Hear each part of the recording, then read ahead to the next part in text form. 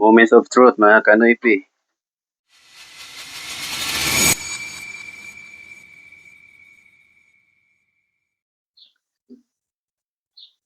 Hello mga kanoypi. Narito tayo para i-install na natin yung ating gawa. At ito, i-install na rin natin tong machine na ito. Oo. Paikutin na talaga natin siya. Kung ano yung sinasabi ko sa inyo dati na gagawin natin para umikot ito, gagawin natin ngayon. So halika kayo, samahan niyo ako para maipakita ko sa inyo, sama-sama nating panoorin kung paano ba ginagawa ang bagay na ito. First time kong gawin to mga kanoypi, kaya tingnan na lang natin kung maganda ba ang resulta nito. Mga kanoypi, tanggalin natin tong machine para ilagay natin dito sa bins na ito. Ilipat ko lang, papahigayin ko na siya kasi tatanggalin pa natin yung mga screw niya dati. May mga screw kasi ito kung maalala niyo may mga gulong to. Tatanggalin natin yung gulong. Higayin ko lang to. Tanggalin ko tong nakasaksak dito. Yan, tanggalin natin. Tapos takin natin to. Papahigayin ko lang.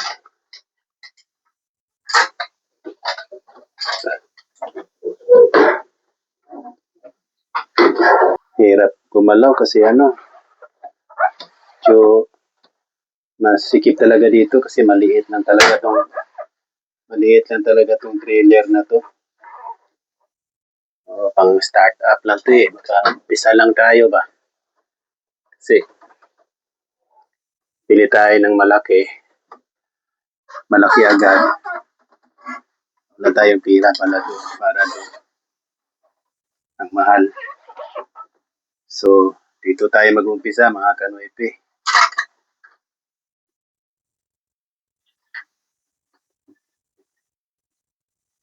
So, ayan. So, kung makikita nyo, ito yung sinasabi ko sa inyo na kailangan nating tatanggalin. Bago siya matanggal, tanggalin tong lahat ng ito. Gulong. Yan na ang purpose niyan.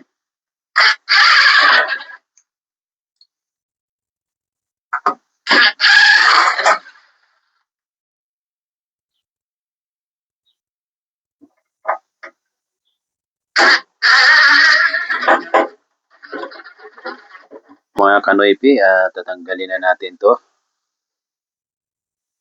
Tanggalin natin tong mga gulong na to. Tatanggalin natin lahat para mapalitan natin itong bearing. So ito, bearing to. Umiikot siya.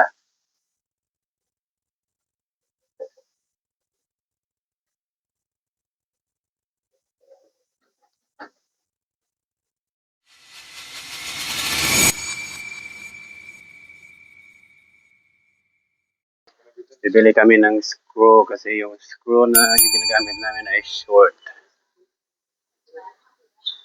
So, andito tayo sa Bunnings.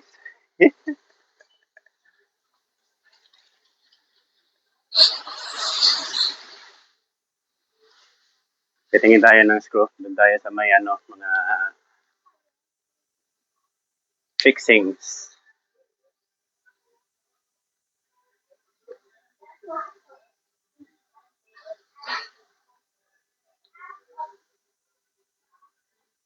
So, ito yung kailangan nating hanapin. Ito ang klase ng screws para may kabit natin yung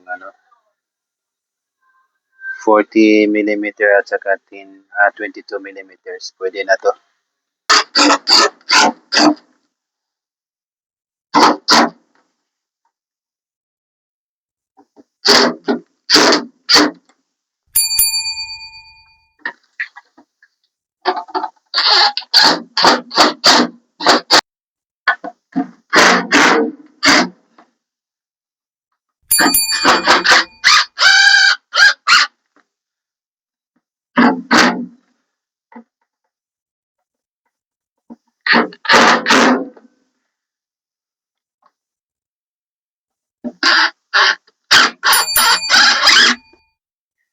So, ito na.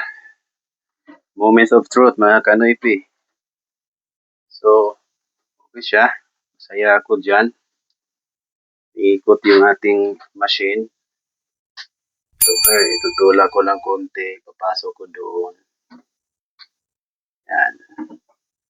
Tapos, i-straighten natin siya. So, yan. Ito yung yung fryer natin sa french fries. Hindi pa ito nagamit. You this. So, yan. Ito yung may tatlo siyang fryer. Yan. Ayan. So, dadalhin ko rin to doon sa sa trailer para makita natin kung magkasya to doon. Kasama na yung ibang machine. Iwanan ko lang. Okay.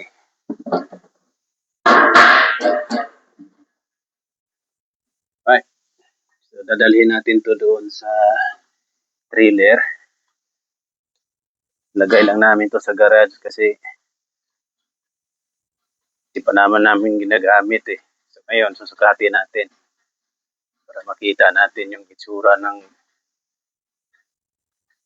trailer pag nandyan na yung mga machine.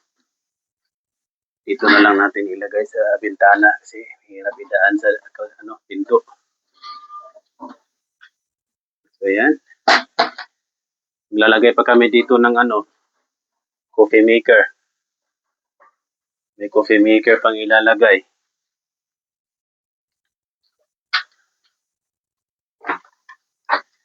So dito mga kanoype, tingnan natin kasi kapwisto na yung ating dispenser, ayos na yung pwesto.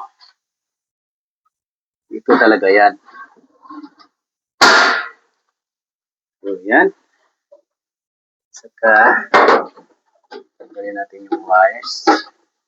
Yan mga kanoype. So makita nyo, sakto yung sukat. Sakto yung sukat. Kanya kang overhead na. So ito yung pinakasukat niya. Sakto lang talaga. Zero talaga yan. At saka itong ginawa natin, dyan lang din yan. At ngayon, i-screw natin to dyan. Saka doon, i-screw natin. Ito naman, i-glue ko lang yan.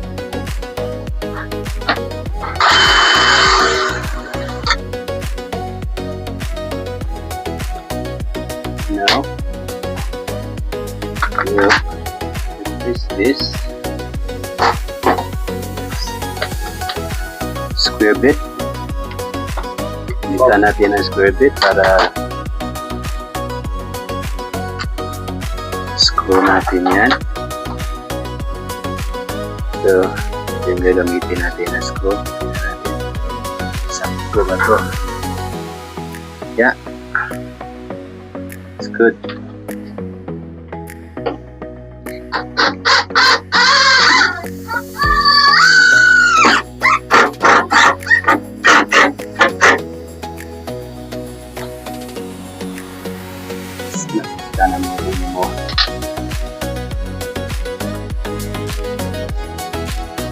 Okay. Another one here. Isa pa dito.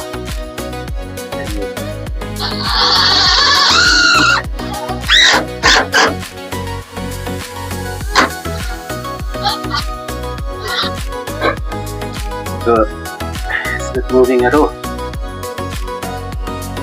Wanna move it? Wanna try? Try it. Try to move it. Ow! Yeah, try again, try again. Okay. Very strong, right? Good? Happy? Happy? Yeah, that's alright. So, ayan.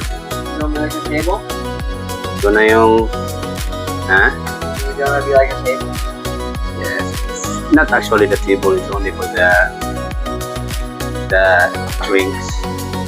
But yeah, that's how it looks like. are going to paint it or is it or It's just gonna be like that. We cannot paint that one because that's I want to leave it like that. It look tidy. this thing? I will leave it like that. It's fine. Because I feel like it's a little out of place. Yeah, it's out of place. But if you will go outside, it will fit with the color. Because the color of your trailer is blue. So if you get out here,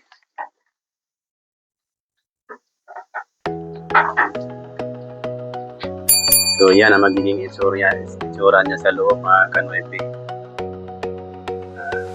Yung mga ginagamit nating kalat. Would you be able to add like on like wall? Nah, that's fine. So, yun na nyo yung ginawa natin. Talagang sakto lang talaga siya dyan. Pati dyan sa gilid. Talagang yan lang talaga ang ikot niya. Hindi siya tatama. So, it's a success project, mga kanoypi. Show the video, you use it for me, please. So, kita nyo yan. Dito, kung tingnan natin, sakto lang talaga. Hindi talaga siya tumatama. Tapos doon, sakto lang din siya. Hindi rin siya natama. So, pag nagpalit tayo ng soft drinks, mga kanoypi, dito lang tayo sa labas. Ganyan lang tayo. Bubuksan lang natin siya dito. Buksan lang natin siya dito. Tapos, yan. Refill na natin yung soft drink. So, meron siyang 1, 2, 3, 4, 5, 6, 7, 8, 9. Sabihin, 9 containers ang pwede niyang i-refill. Saka, tanggalin mo lang to pag naglilinis ka. So, kailangan mong linisin yan. Ganyan mo lang. Tanggalin mo lang yan. Hindi siya atake. Babalik natin. Tapos sasara natin to. It's a success. That's it. I feel like blue and yellow lights would be good here, maybe. Yeah. We have lights. We have lights already. Blue and yellow one. Yeah, we can change. It will change to like 8 colors, different colors. So Blue or we yellow. can just use the remote to adjust the color that you want. And we have this one here. So this is the drainage of the soft drink. So we have to do is do this here. Like that. So